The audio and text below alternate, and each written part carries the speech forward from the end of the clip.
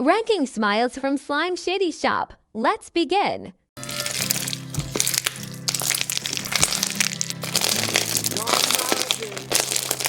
7.5 out of 10 for awesome. It's really crunchy. 5 out of 10 for looks because the slime doesn't look the best. That means the slime gets an overall average of 6 out of 10.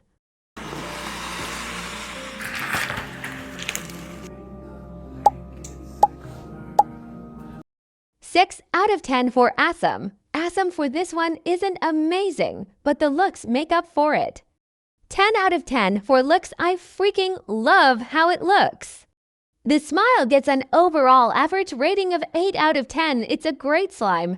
Some extra crunch would be great.